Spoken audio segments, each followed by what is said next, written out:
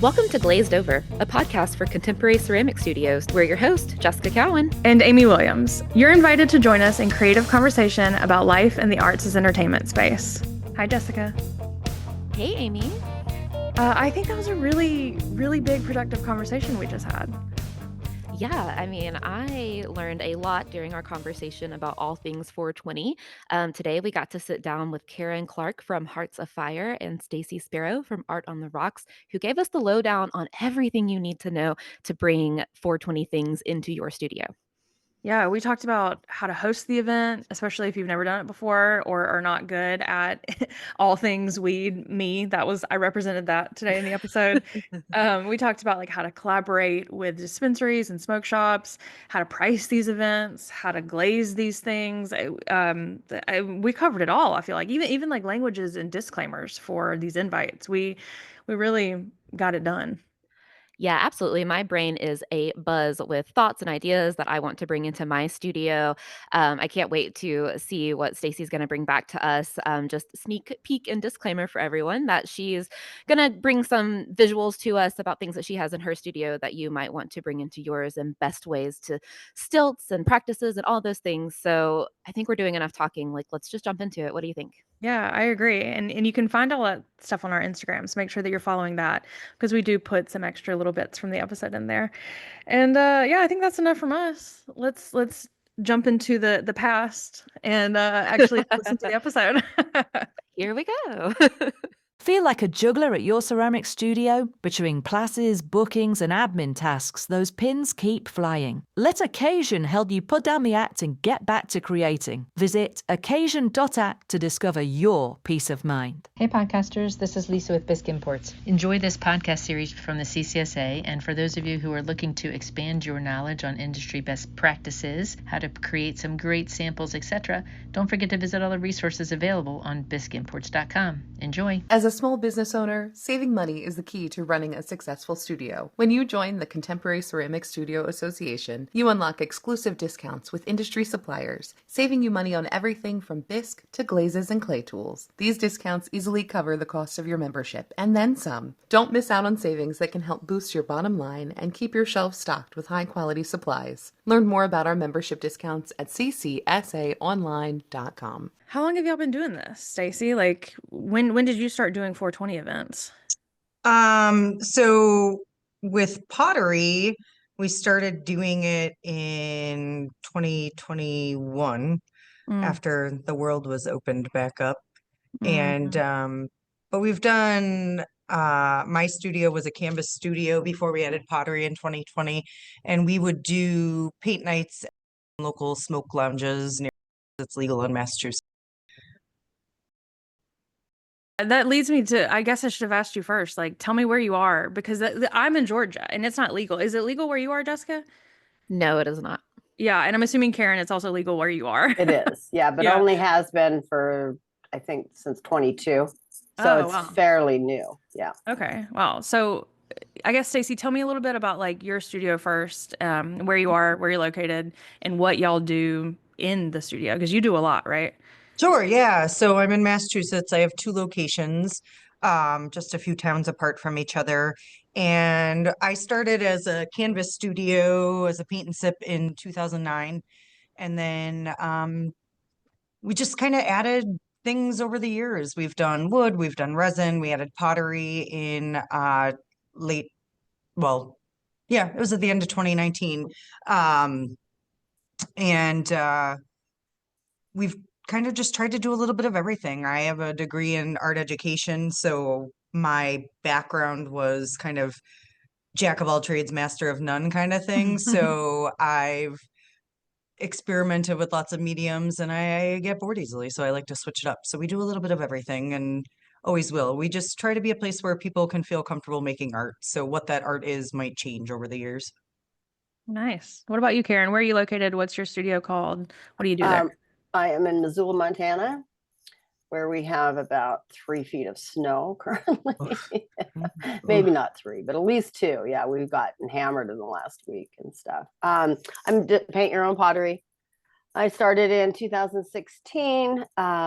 When I started, I did glass fusing as well as pottery. I don't do glass fusing anymore. It just was not my gig. Um, but we've added stoneware to our studio probably 3 years ago, and that's been very successful.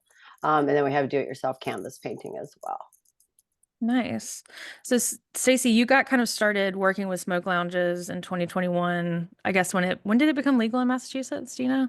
I don't know. I feel like it's just been here forever now. I feel like it too. Yeah. So I guess when we I should was in high say, school in Boston, it wasn't legal, but like we had it was called Freedom Fest or the Freedom Rally, and that's been going on for years, and they would let you smoke in public and they didn't bother you as long as you weren't like doing anything too crazy. And I graduated in 2000, so yeah, wow, that's crazy. So I guess we should say today's episode, Jessica and I are here with Stacey and Caren, and we're talking about 420 events, and we're talking about how to have this in your studio when maybe it is legal or maybe it's not legal in some places, and how to market it and how to still remain like a family friendly place, but still offer this type of this type of product. So we are excited to chat with y'all today, and thank you for being here.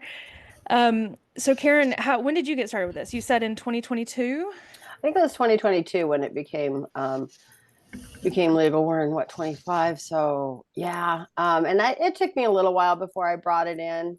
I did do a 420 event in 2023.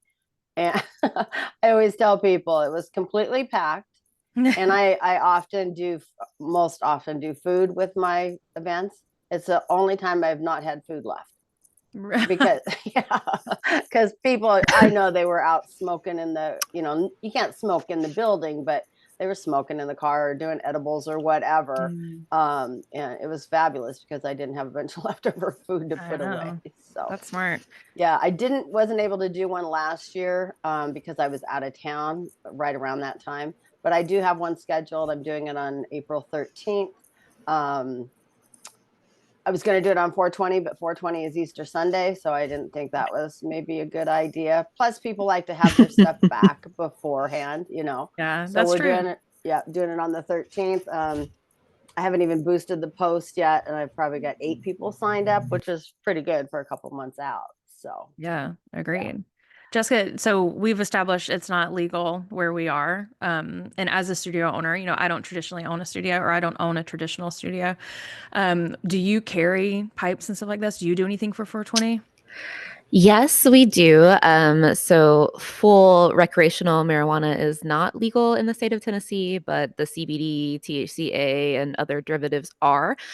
So they're very popular in our area. So I do carry a shelf of them, but there is a little bit of stigma to it. So I'm really excited to talk about that and how you guys kind of navigate that. Because here, the fact that recreational is not legal really gets us some looks from a certain sector of our clientele. Of course, we put our stuff, shelves above where little eyes can see. It's hidden because it is a very popular product, and it's something that my customers requesting, which is kind of my first question to you guys, Stacey and Caren, is was this driven by customers requesting it, or was it just because it's legal and it's 420 and you thought, okay, this is a holiday, let's do something around that?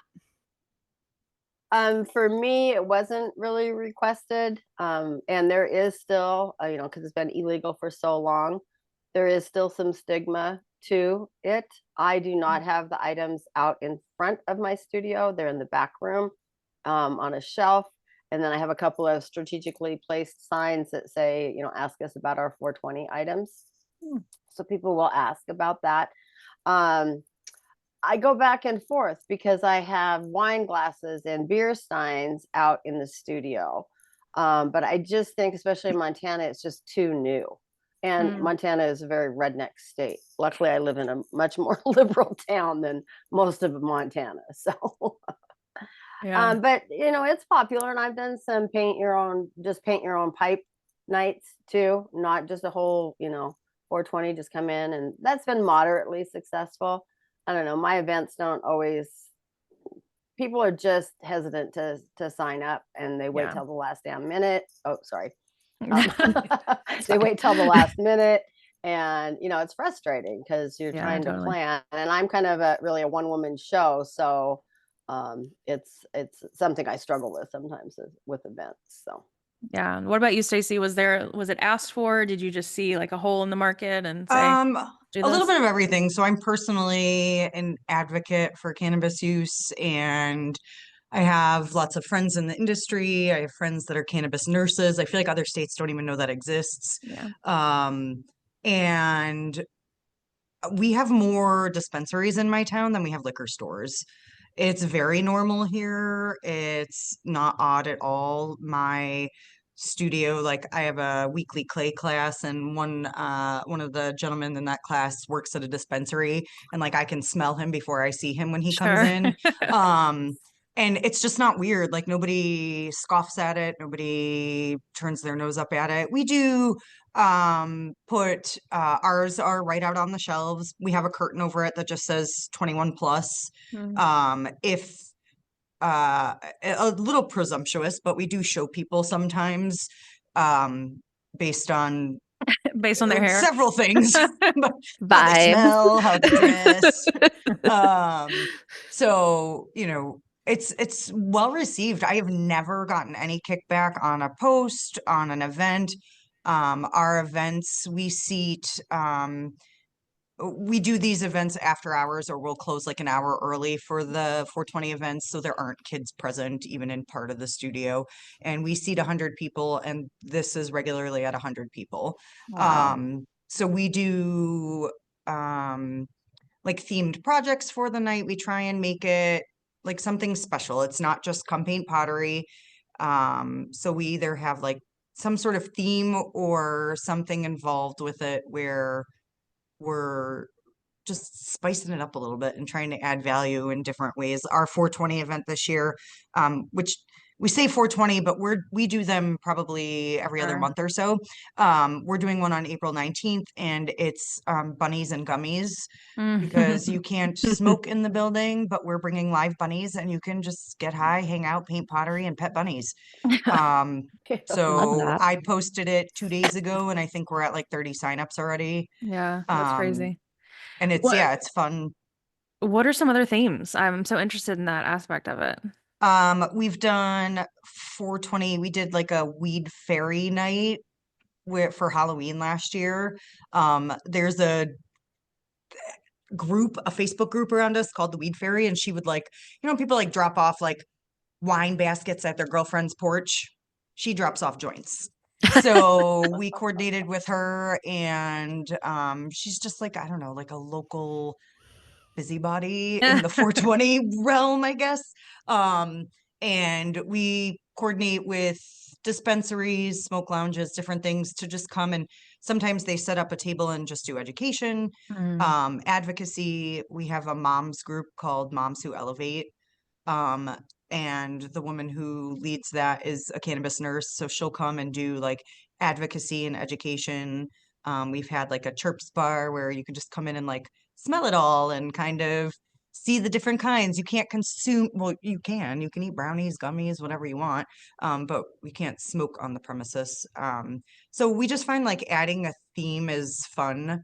Um, and food, and we always have like a photo area and a backdrop. We've done a glow in the dark one where we turned off all the lights. We have lots of black lights and disco lights and laser lights, and fun. we just put glow sticks on all the tables, and little book lamps on the tables so people could see Mhm. what they were doing. Yeah. So we always try and put a theme with it. We've just found that works better, and it's not that much more effort, and it's just something fun. Like who doesn't want to pet bunnies and chill and paint? I completely agree. Yeah. So Karen mentioned also having the language on the event, invite or handout, email, whatever it is, that this is a smokeless event, right? So what other like verbiage do you put out there around these 420 nights? Because I'm very scared of that. And I don't know, Jessica, if you're the same way. Like I would want to get it all out there, like all my disclaimers, because I just want to make sure everybody's on the same page. So other than it being like not a smokeless event, do you include any other um information that they need to know before they come? I think the only We thing I do is that it's 21 and over, Mm, and that you can BYOB, but you can't BYOW. So you can't yeah. bring your own weed. But I mean, you can bring alcohol if you want to. So I don't think there was any alcohol Yeah. at the first event. So, and very few people even bring alcohol. Occasionally I'll get that, so, but yeah, Yeah. definitely 21 and over, no kids. But I think Yeah. it You would be too. What about you, different in a Stacey? state where it's not legal too. Yeah. I think I would imagine we would have to say something like, this is just tobacco pipes, or, I don't, it's kind of reframing it that way. What do you think, Jessica? Yeah, I mean, I know we have to be really careful with the language that we use. Like, we're not a smoke shop, so we don't technically sell bongs. In our system, their ring in is not a bong, but they're also Mhm. called beakers. So we do have to be really careful about what they're for when we're talking to people about them. They are specifically for tobacco or other smokable products. We don't really mention the CBD THCA thing. And right now it is legal, but there's currently a battle in the court systems where it might become illegal. So just kind of skirting around it is generally the best option for us. Yeah. What about you, Stacey? You're doing any sort of disclaimers? so we just ours is 21 plus. We say no smoking in the building. And we on all of our posts and promotions and things, we always say feel free to bring snacks, wink wink. Edibles are a huge market, and I can get them in 30 yards in either direction from my studio. So um we are fully aware that people eat cannabis while we're here. We're a sober, we're not BYOB. We don't allow drinking at our studio, so the alcohol components out of it, which I feel like mixing a lot of like booze and cannabis is a lot, but Right. so we just, we encourage snacks with the little wink face, because Facebook doesn't necessarily support that verbiage everywhere. Yeah. Do That's you fair. ever encounter people who maybe overconsume? Is there anything from like a customer service standpoint that people might want to know about? Like, has anyone ever just decided to take a nap in the middle of your studio? No, we did have a lady one night who was with who at the glow in the dark night, she was real happy and real laid back, but she did not think the lighting was enough. So we brought out multiple extra lamps for her, and she was very serious about her consumption and her project, which I appreciate. But no, it's really, I mean, it's so normal here. It's weird to me that it's Mhm. not normal other places. Yeah. It's very regular. I know it's like getting bread and milk around here. Like there was a Crazy. snowstorm and an ice storm this week. We too are also covered in snow, like Caren. And it was like there were lines at the grocery stores and the dispensaries. I would not know how to buy weed right now. I feel so square. I'm just not good at smoking weed, and I could not tell you how to purchase it at this current moment. That's Well, so you funny. can't there, right? I mean, no, but like, We went to Atlanta for pottery camp, and it's one of the questions that I ask when I yeah, arrive you in a got to new know state. somebody. And our Uber driver was like, "We can help," and I was like, "You know what? Never mind." Yep. Yeah. It was interesting. Southern hospitality at its Yeah, he was super finest. nice. Karen, have you ever had anybody overindulge at I one of your haven't. events? Yeah, Uh-uh. that's something I No. wouldn't have even thought of. Like, Yeah. Yeah. in that scenario, what do? You just Yeah. call a friend and tell them to come pick them up? Right. I wasn't here, but there was a customer that was way drunk one night, and the girl that was working for me had to kick him out. Yeah. But that's one time, and Yeah, yeah. I've had bachelorette parties where the brides have thrown up on the table, and that Oh was no. tough. That was a really tough Mhm. day at the studio. Yikes. Yikes. We were BYOB at one point for years, and I am tip certified. Like I'm not a bartender, but I waitressed for years, and I just treated it like that. If I ever felt somebody was overindulge. That was a good way to put it. I would call them an Uber or make sure they were with a friend. I just feel like personally, aside from being a business owner, I just feel like that's a responsible adult thing. Like if I saw somebody, I don't drink, I don't go to bars, but if I, when I did, um, I feel like that's something we need to help just people in general. I have kids out and about that go places and my own children I want to protect. So if I ever saw someone that was really just out of control, which I just don't think is a thing with cannabis personally, but if it was, I would just step in, and my staff are all aware of that. When we were BYOB, I made it very clear that was an expectation. That I drove a customer home once years ago, and I've definitely called an Uber, I don't know, a handful of times. But I think that there is something to be said for that. It's something to consider. I just think it's so normal here that it's not really an issue. But if you are in a state where it's becoming new or you have people abusing it, it is something to consider for sure. Yeah. Yeah.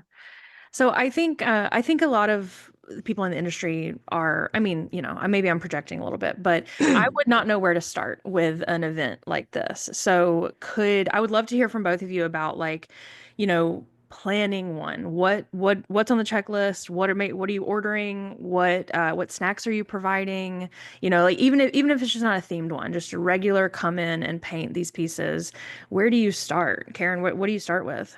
I think it's pretty basic really for us. We have a pretty good supply of things. I order all my pipes and bongs from Biscuit Imports, obviously, because nobody else carries anything. And I don't order from them on a regular basis. So when I do, I stock up. So I have a lot of things. Have you guys seen the new mushroom bong that they just came out with? Yes, I've sold 5 I of wish them. I'd bought more. They are so cute. I've had them both. I have only had 2, but I had them both painted in a week, So I it's bet, yeah. yeah, very, very cute. But anyway, I posted on, I have occasions that I do my events through. I put it on occasions. I put it on Facebook. We have a Missoula events Facebook or website that a lot of people use. I'll put it on there, and just that's really basically it. Nice. Yeah. What about you, Stacey? What goes into prepping one of these events? So we always try and find at least 1 or 2 local businesses to coordinate with. So for this next one, I have a friend who has a farmstead, homestead, I guess that's what you call it. So she raises her own animals and she has like a little farm, and she's supplying bunnies and baby chickens. Um, and then we coordinated with a local dispensary. So they always come and set up a table. They don't charge us anything, and they give out stuff. They give out swag all night. They give out, everyone gets a $5 gift card from them. And they never charge us. I've coordinated with a few dispensaries. I've kind of locked in with one now that I use regularly, which is cool because it doesn't cost us anything and it adds value for our guests. Yeah. So it's, fun and easy. It's, I have a contact there who I just message and she's like, yep, no problem. We'll be there. I usually just as a courtesy because I'm not paying them and it does add a lot of value. I let, they usually send 2 people and I let them each paint a piece. And I let them pick whatever they want. And they're not usually, they always are. They're very like, they always grab something middle of the road. Yeah. We order from Biscuit Imports. We also order from Midwest Ceramics and Bisque House. All 3 of those suppliers carry pipes and bongs. And before BI released theirs or Bisque House or any of these suppliers, we found someone on Etsy who was pouring their own. They were stoneware. Nice. And we were buying from them. And then there's another supplier. They've changed their name and I should know it. I'm gonna have to look that up and get back to you. But there is another supplier that will sell wholesale to studios, and they also sell glow in the dark glaze that they make. So we've used that, which is super fun for. It glows in the dark. It's cool. They have like an Yeah. aqua one and purple one, and so that's really fun. But so we find someone to coordinate with. We do food. We keep the food like simple. I basically think about like what was I eating in high school when I consumed? So we get like It's just like pizza, Cheetos. chips, ho-hos, Twinkies. We always put out candy. I try and put out like fancy candy. Like I'll get like I mean fancy's relative, but like, you know, truffles, Lindt chocolates, things like Mm. that. We always put candy on all the tables. We Hot Topic, but we order from Temu, and we get stickers in bulk and gibbets. So Mm-hmm. I feel like everyone has Crocs. And Mm-hmm. if they don't, they have like a kid that has, well, I guess maybe not for a 420 event, but we put gibbets on all of our tables for events. Yeah. So I order them in bulk. 98% of them look like something. Every once in a while, there's like 2% that come in. You're like, well, what is that? Yeah. And stickers, and they're all like water bottle stickers. We get like, you can get like 100 stickers for like $1.99 on Temu. Yeah. And So really we, quick, gibbets are yeah, the crock charms, just for anyone yes. that doesn't Right, know. right. And I have made my own and they sell quite well. So just a thought. I can link you to Um, that. But it was that's so cool. Is it your face? no, it's a rainbow mug. Oh, that's so cute. I Yeah. want one. I All would do right. I'll send you one. I should do Great. my face though. Hmm. That's cool. I'll write that I love down. it. I think it's great. Yeah, no, so we try and just like little things, like people like stickers Yeah, they do. and people wear Crocs. So those are cheap, inexpensive options that we can throw it on the tables. Candy, and then at least two different things.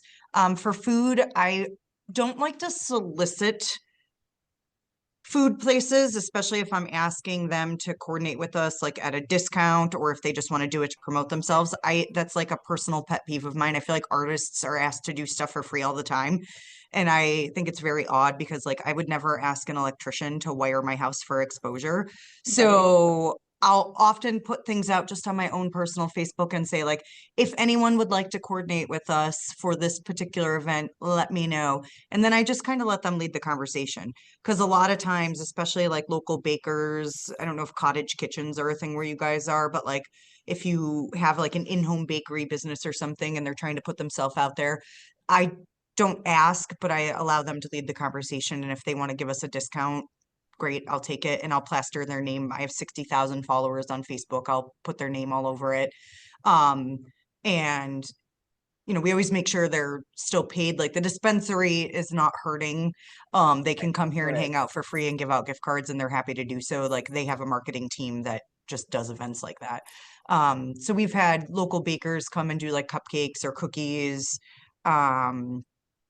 And but the food, we generally, if I'm just doing the food, nobody wants me to cook anything ever. So I'm gonna be real simple, and we're gonna use like munchies kind of food. Also, like Caren, there's no leftovers. It's great. They take it Mhm. all.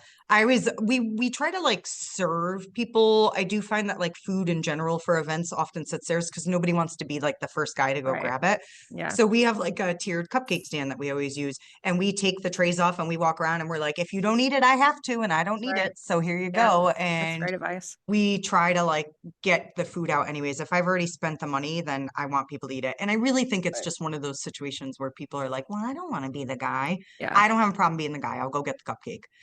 So food, we always do a backdrop with props. We've bought little signs that say like 420 highway, and I painted a canvas that is just a leaf and I cut a hole in it so you can stick your face through it. Cute. Um, and there's on Amazon, they have like balloon kits that have like bloodshot eyeballs on the balloons and stuff. And we always do like a balloon arch.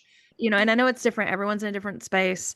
What I charge in Atlanta is maybe not what you would charge in Massachusetts, but how much are you charging for an event like this? 1420. That's it? And then they pay for the price of the piece when Pay they for pottery. I see. Karen, That's what about you? Well, on average, how are you doing Yeah, it? and I do $15 if I'm doing food. Mhm. I'm getting burned out on doing food because I'm the only one doing it, and I mean I have some help, but I just Yeah, get I bet. kind of tired of it, and then I have so much left usually. So my Valentine's event and my Galentine's event, I charged them $15. $5 was to save the seat, and then I credited them the $10 the day of the project, or for Mm, their project the day they came in, and that seemed to work okay. But I feel like $15 if I'm not doing anything is too much. And I did buy a few little sweet treats and that kind of stuff. So, yeah. but yeah, it's hard to know what to do.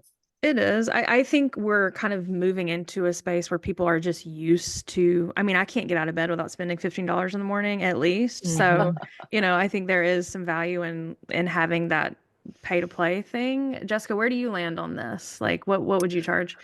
Hi, podcasters. This is Lisa with Bisque Imports. Have you heard? We've partnered with 4-H, America's largest youth organization with over 6 million members whose demographics perfectly mirror the paint your own pottery industry's target customer. 87% of their membership are aged 5 to 13, and, contrary to popular belief, less than half of that membership is in farm or rural areas. Visit our 4-H page at bisqueimports.com to learn more about how you can partner with 4-H, what 4-H will be doing to send members right to your door, and stock up on 4-H licensed designs. Enjoy! As a small business owner, saving money is the key to running a successful studio. When you join the Contemporary Ceramic Studio Association, you unlock exclusive discounts with industry suppliers, saving you money on everything from bisque to glazes and clay tools. These discounts easily cover the cost of your membership, and then some. Don't miss out on savings that can help boost your bottom line and keep your shelves stocked with high-quality supplies. Learn more about our membership discounts at ccsaonline.com.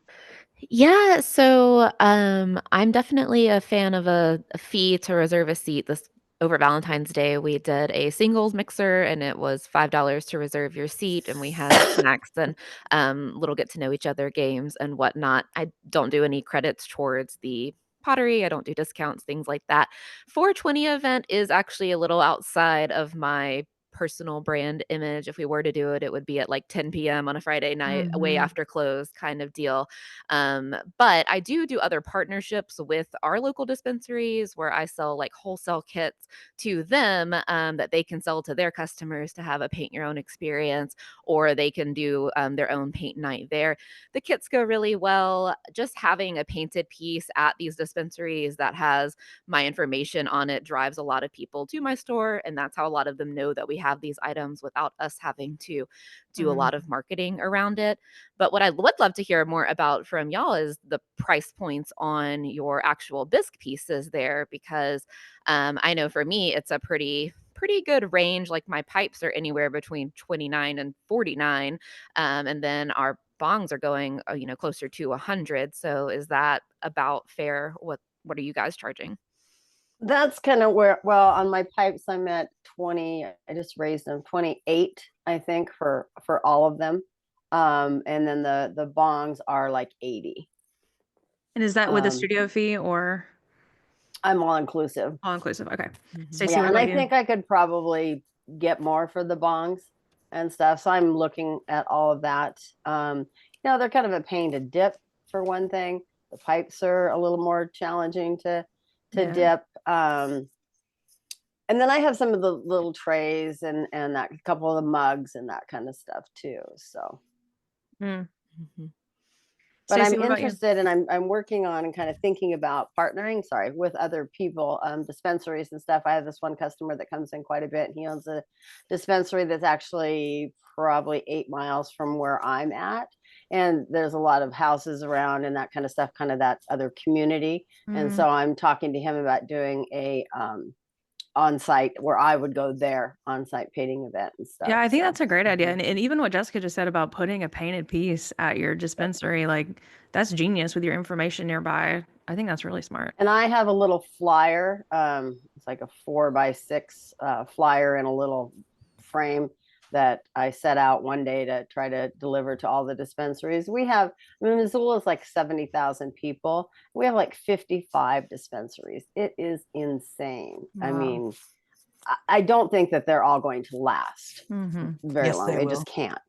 But what'd You'll you be say, surprised. Survival Stacey? of the You'll fittest. be surprised. Yes, they Wow. So yeah, but the thing is with that, when I went to go and take those flyers around, you're not able to talk to the manager. You're talking to, an employee there working who doesn't have the authority to say, yeah, I can put that flyer up and stuff. So I'm going to be revisiting that as well. And I get some people sometimes that come into the studio that work at dispensaries, and I'm like, oh, would you take this and put it in your dispensary? And they do. And I think I've gotten some business from that. So Yeah.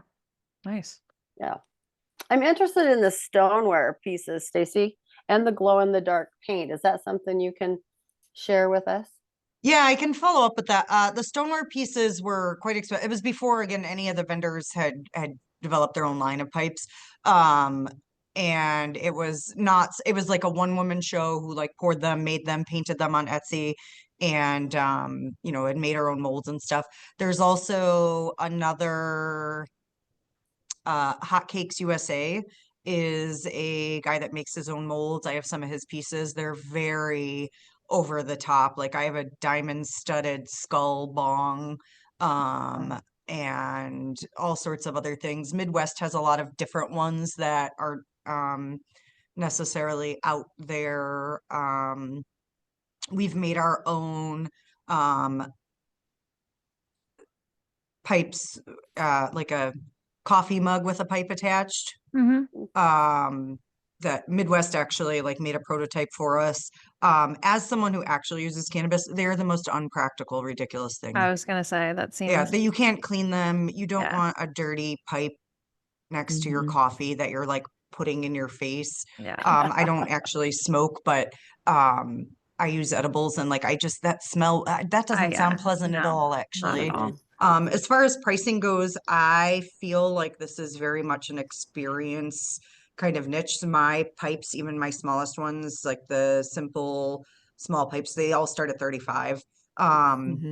And we, as far as dipping, I actually, the pharmacy next door gives me like medicine syringes. Yeah, I'm And very interested in this topic because you want to do it right. yes, absolutely. So we've actually, again, as someone who the cleaning of a pipe is important, making sure that you're not leaving gross buildup and residue. And sure, if you're buying like a gas station pipe and you're throwing it away in a few months, okay. But if I sat and painted this, like I want to keep it. So we supply, we have a smoke shop around the corner that I'm friends with. It's like a smoke shop and a gift shop. She's been in business for like 25 years. We get little metal screens from her. She only charges like 5 cents for them. They're really inexpensive, and we just supply them with the pieces because you do want something in there. We want people to leave with a complete item. Where does that go? Again, you're In talking to baby here. the actual bowl itself. So Okay. like where you would put the flour. Oh, sure. You wouldn't just stuff flour in that hole. I haven't So smoked since college. I'm really playing all my cards right now. I'm like, you're learning so much about me. Got it. those Okay. metal screens, and they make little glass jacks. It literally looks like a glass jack that you can Right. put in there. And those are really inexpensive. So she'll sell me, you know, like a bag of 100 for like a couple bucks. So we just give those to people. The bongs that BI are putting out are really nice with like their silicone and glass down stems. And they're made well. They're really nice. It's not, again, it's sure for some people it's just a novelty, but it's so regular here that I want them to work appropriately. Totally. Um, Do you supply them with any like I mean you're saying the screens and the jacks and stuff, but do you supply them with any like written like this is how you take care of this? yeah, so we have a little card that we just bring out at events and we kind of just announce it. I like had full intentions of printing and putting them with, but like most people know, like Yeah. around here anyways. So, you know, we tell them to clean them with isopropyl alcohol, and to clean them after each use. No one does, but Sure. like no one I've ever met does. And we tell them not to boil them. Some people boil their pipes, so we just tell them I wouldn't do that with ceramics. We water down a little bit of our dipping glaze slightly. We just kind of lower the viscosity. Watering down is a little dramatic of a statement. And we use the plungers to pour it in, plug one side, shake it up really well, and make sure that they're fully coated. And then we don't stilt them, we hang them. Because again, as someone who actually has used them, I don't want stilt marks in my hand. That's Right. annoying. Right. So we use bead wires and just put them in both sides. Depending on the pipe, we can stand it up. We stand it up. There's one from the company that I can't think of the name of because they changed their name. I will look it up and find out for you guys. Called a dually, and it just has like two legs, and we stand it up and just kind of put the bead wire a little crooked so it goes into one side, and we just kind of push it around a little, make sure it's not going to fall over. And you have to just make sure you're using really clean bead wires when you're doing that. Other ones that have if they have a hole in the front and the back, it's called a carb. If they have a hole in the front and the back or the front and the side, we'll put like 2 stilts with the bead wire coming off.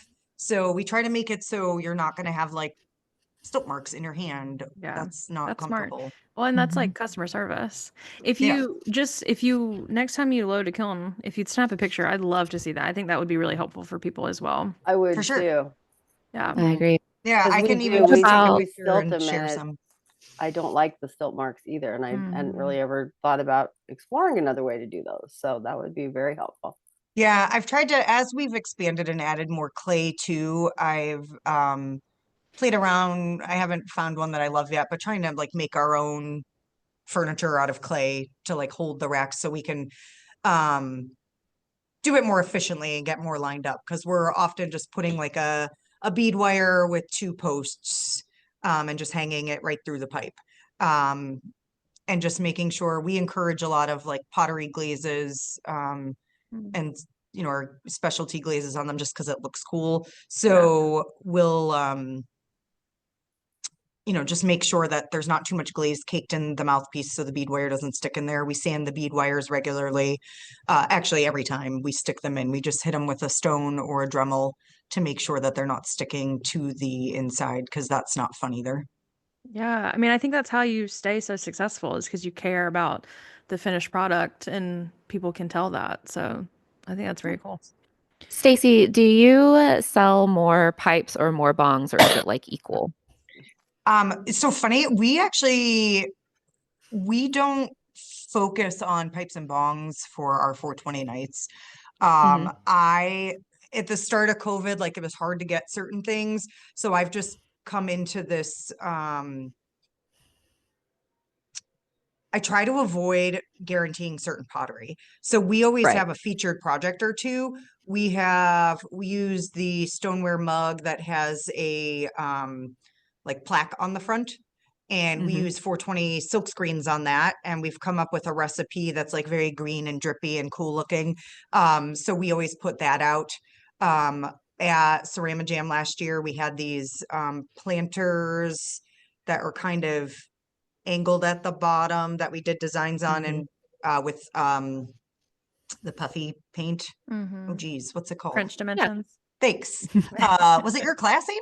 No, it Oh, wasn't. I was like, I don't remember who did it now. I think it But was we did like Lindsay. 420 themed ones with like little smiley faces with X's crossed out and stuff. So we try and use our regular inventory, and we always try and find things that maybe either have a better price point Mhm. or that we need to unload, Mhm. and we try and feature those as a project. As far as bongs and pipes, I'd say they're pretty split, but we don't just focus on that. We do carry BIs like trays with the leaves on them, and even the ornaments.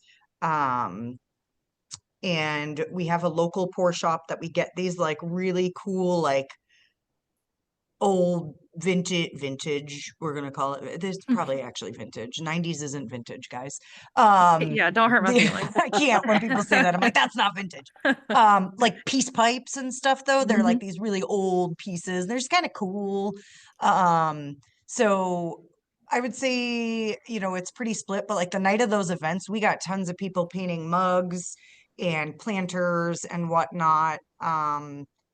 So variety is the spice of life Yeah, with Really. that. And then you're I not think that's locked into being smart. like, oh man, I couldn't get those. I Right. don't guarantee anything. Yeah. We always put on Things are our always out events of like, stock when you've done that, absolutely, Yeah. 100%. every time. So we say, pottery choices might vary. And that everyone has to paint pottery. I feel like with events in general, sometimes we find like somebody dragging their boyfriend along or whatever, or, Mhm. parents and kids at, not 420 events. So we always make it very clear that everyone has to paint. So we charge $14.20 that covers food and snacks. And with 100 people, that's actually way over covering food and snacks. Like we don't spend $1,400 on food. So that we're making a little bit of money at the door. We have plenty of food and snacks. And then we make it very clear that everyone has to paint. You can't just come hang out. You have to choose a piece of pottery. Yeah. So at a bare minimum, our party animals are $23. Every once in a while, you'll get like someone that paints a mushroom party animal or something. But Sure. on average, most people are spending around 45 to 50, on the lower end. And that makes for a really good night. Yeah, I Yeah, think they Yeah. forget about the ticket price. I think that $15 no longer exists. Nope. And so they come in, they start from a clean slate and they go from there. So I Yeah. definitely Right. recommend that. Karen, what's more popular Um, in your studio, bong and pipe wise? Lately it seems to be bongs, Mm, not so many pipes, but I think it's probably pretty split. And then I have some of the accessory pieces as well, yeah, and people like those too. So, yeah, smart. but yeah. yeah, that makes sense. Well, we talked about best practices on glazing the pipes, but what about best practices on glazing bongs, stilting bongs? I know one of the bigger issues that we can have on both of these pieces is if you're not doing appropriately, if you're leaving it in too long or you're not letting it dry long enough, you're going to end up with orange peeling Mhm. or potentially a slew of other issues. So, do you guys have those problems? And if not, how do you get around them? Like, what's your best tip and trick? So we just make sure that we're shaking really well. I tell my staff, like, if I come back there and you don't have glaze on your forehead and the ceiling, you're not shaking it hard enough.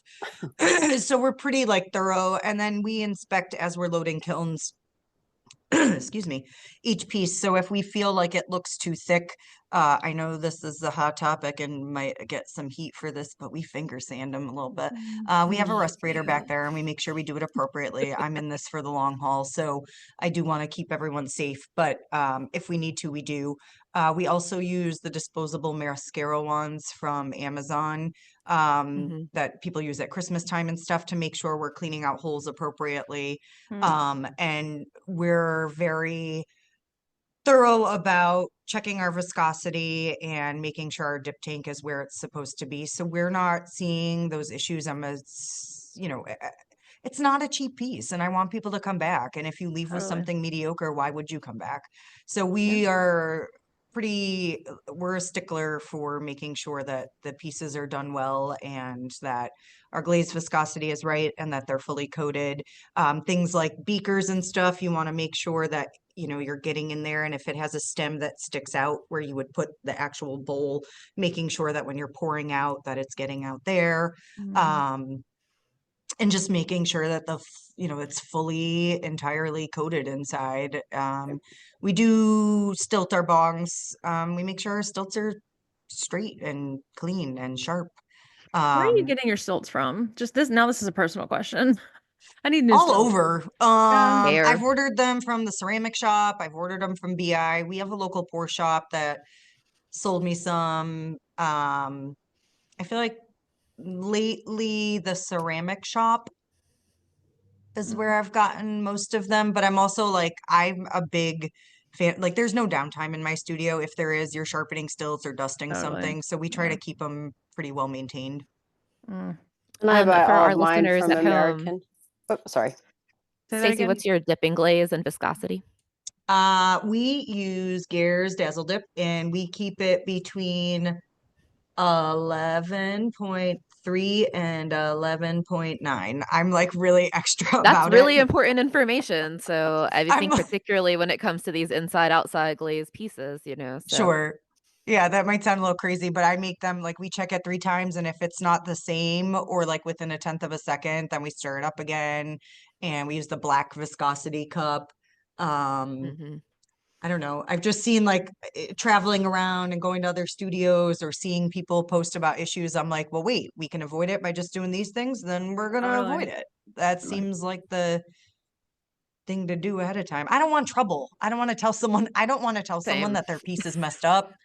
I feel horrible. I don't want to tell them that, and you can say what you want, but essentially, if it comes down to orange peeling, crawling, something like that, that's our problem. Mm, Even if it's an application, I tell my staff if it's painted too thick, we should have been aware of that when they were doing it. We're mhm. Mhm. very, very on the floor and right where, like I say, we should be like Ariel, we're where the people are. Mm, And we should know what they're doing, what their plan is, how they're approaching it, because they don't know what they don't know. And it's our job to make sure that they know and they do it well. And they leave with something really pretty, because we can let people slap paint on a piggy bank and call it a day, but like that's a one-time experience and they're not returning our customers, if I don't see some of them multiple times a week, I'm like, where are you? Did you die? What's wrong? Mhm. Where have you been? So we want to make sure that they're successful because successful customers come back. Yeah. And they tell their friends. Yeah. Caren, do you run into any glazing issues or have you or Just the stilts, Mm. you know, with the pipes and stuff. It takes a little bit of a challenge to get that glaze in there and make sure it's all around and stuff. And then I've had a couple new people, so that's been a challenge to Mm. train them and stuff. But yeah, I think all in all that we don't have too many problems. I am Good. interested in the bead wire and hanging them though, so Yeah. I think that would be Yeah. very So helpful. Stacey, yeah, you have homework, Stacey. So Yes, ma'am. keep that in mind.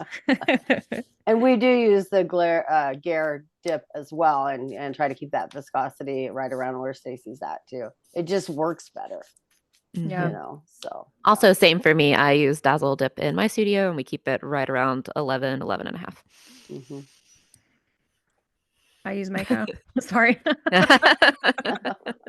Well, you'll Try have to not to paint tell one you. and let us know how that works, Amy. I will. Yeah. And then put like oregano in there, right? That's what you guys. Yes. Yes, Yeah. right. Thought so. Incense. Yeah, there you go. Well, I think y'all have really inspired. I mean, you know, again, I don't have a studio, but I am interested in doing these kind of events and bringing them into my personal studio. And you've inspired me to kind of look towards the 420 direction. If I did want to reach out to a smoke shop or whatever you call those places, how do I do that? Like, what would you recommend? What's that email look like? Is it a phone call? Is it walking in there? Like, what do I say? Walk me through it. Let's role play. I So think Stacey can probably answer that better than me. Definitely. Well, I let's hear do it. both. So I frequent my local dispensary and I talk to them. If you go on any of their Facebook pages or websites, they often just have like Susie at Manager Green Meadows Mhm. as an email somewhere on there. And I've just kind of not called, but cold emailed.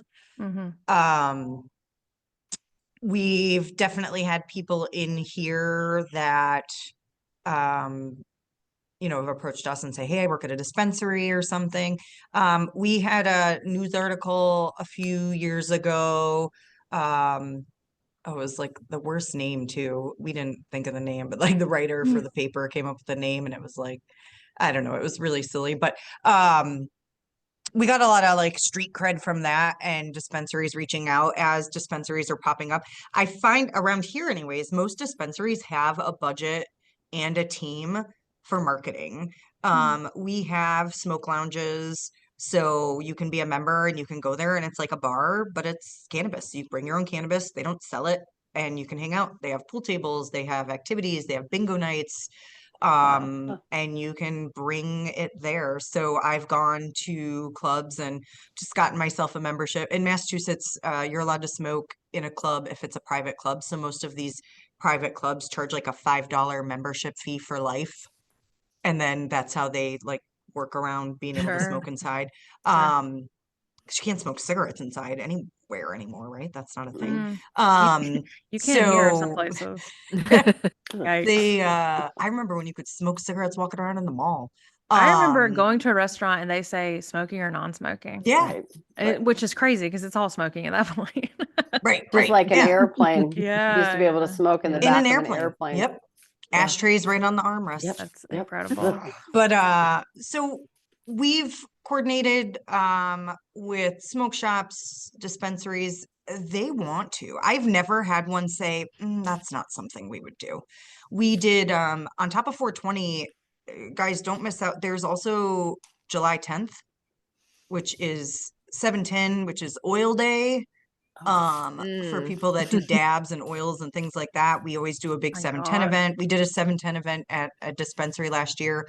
They brought food trucks and ice cream trucks and they set up tents outside, and we just brought 6-foot folding tables, and we had it was like a farmer's market almost. So you could pick your pipe, go sit down. We brought pretty basic like rainbow of colors, Mhm. brushes and gallons of water, and we were like sit and paint, and we had signups like every hour and a half. So people weren't like waiting in line. They could sign up. Yeah. We took, I don't remember, I think we took like 15 painters at a time for an hour and a half session. Yeah. And we just, we try and find events. We had a cannabis ball near us recently at this like mansion that just does events.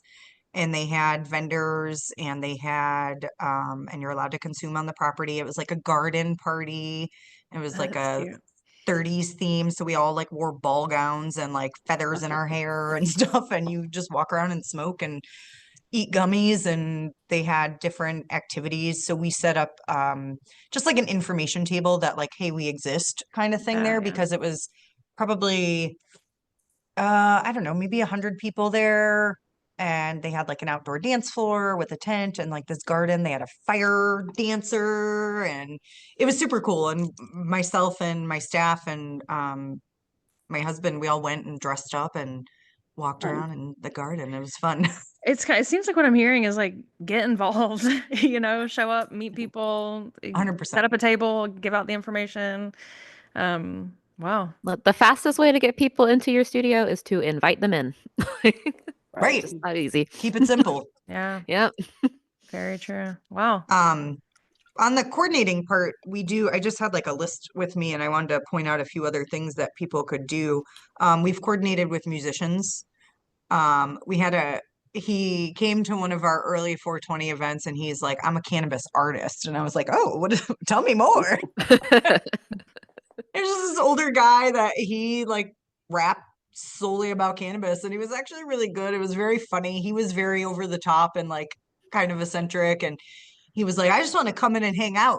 And he's like, I mean, we're here, this is what we're talking about, so I guess it's appropriate. Like, he's like, I'm gonna smoke a blunt before I get there and it's gonna be good. And I was like, all right. And I was like, what do you charge? And he's like, nah, man, we're gonna have fun. It's all good. And I was like, all right. And he came and he was rapping and he was having people sing with him. And he was just like, he was like a Wow. really He's like friendly, your fun MC. guy.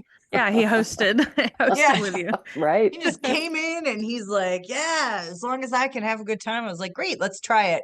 Because I have no problem. I'm pretty like direct. So if I felt like it wasn't right, I would have just been like, all right, sir, sit down. You're good for tonight. But he was really funny and engaging.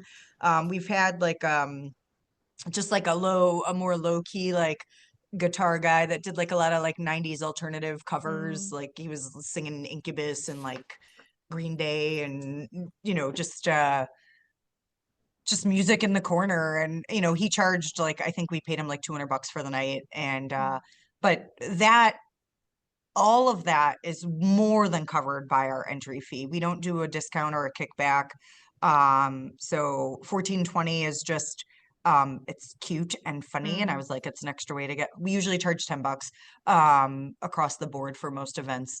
And but people don't bat an eye at it. And like you said, Amy, like that money is just gone. So like if you make it so there's value when they get here and there's food and or music.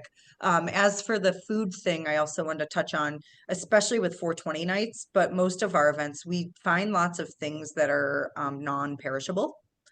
So you can use them again. So we do lots of like for any adult events, I'll do fancy chocolates and little individual bags of like almonds or like trail mix and things like that, because I can just put them away. And I have a child with a peanut allergy. That's always the next question. So I'm very aware of it and we're very aware of it. And if they don't want to take it, they don't have to. And if anybody has an issue, we make sure that they get to sit wherever is appropriate. It's not really been an issue.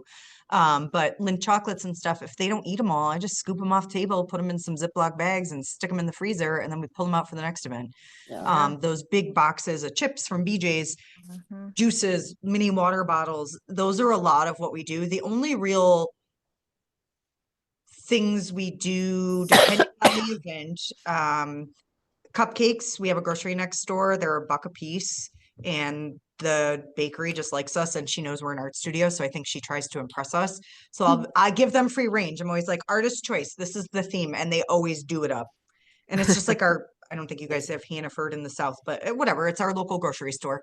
And so sometimes those will have extra, but not really, because myself, my staff, and my kids all like cupcakes.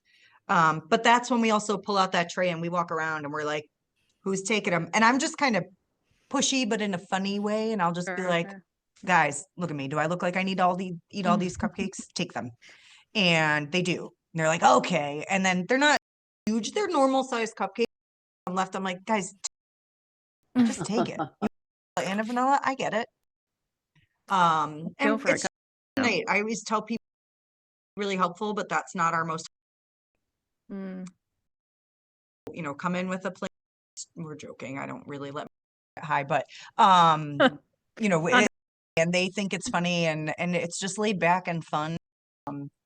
But those try to try and get rid of the food, use things that we can recycle for, because like little bag chocolate and trail mix you can Mhm. Wow. Well, before we let these ladies go, closing burning questions. That we got them all answered. I thought really productive Mhm. conversation. Especially for someone who's get all this started, because it can be daunting to bring something in, much less when you know you're gonna with a bunch of questions that are gonna touch base on people and values and that in a friendly way. So, ladies, for being here and helping. Feel like a your ceramic studio between classes, bookings, and admin tasks. Down the act and get back to creating. Visit occasion.act to discover your peace of mind. We hope you enjoyed it. Head over to Bisque Imports to find out how you can partner with local 4-H groups to create lasting relationships within your community. Help your business grow and thrive. Yeehaw, studio owners! Saddle up for success at the 2025 through the 8th in Denton, Texas. This year, we're bringing cowboy country theme to the heart of the fine arts, and you won't want over 35 industry classes designed to boost your business, an exhibit hall filled with the latest and greatest from top suppliers. Owners. And don't forget the grand finale, a boot scootin' gala and silent auction that'll have you dancing the night away. Of learning, networking, and good old Texas-sized fun. This is an exclusive event you can't afford to miss. Your spot at the 2025 CCSA Annual Convention, and we'll see y'all in Denton. Thank you for Yes. It's fun. Thank you so much. Yeah. And if you want to find a little bit more about it, can you just take a moment and maybe give us your website, give us your social media? You can see all the fun things you're doing. Stacey? Art on the Rocks, artontherocks.com. I'm old enough where I'm just really active on Facebook, so feel free to reach out to me if you have questions. I'm happy to share because I've learned a lot and I'm happy to share what I know too. And Caren, how can we find you? So heartsoffirepottery.com, and it's Hearts of Fire Pottery MT, I think, on Facebook. Nice. I don't say that very often. So yeah. Yep. And I Awesome. also am available for any questions. Thank y'all so much. This was a blast. It was fun. Glazed Over is brought to you by the CCSA, the Contemporary Ceramic Studios Association. Thank you to our moderators, Amy Williams and Jessica Cowan. Editing by Scott Lester. Executive production by Vicki DeWord. Learn more at ccsaonline.com.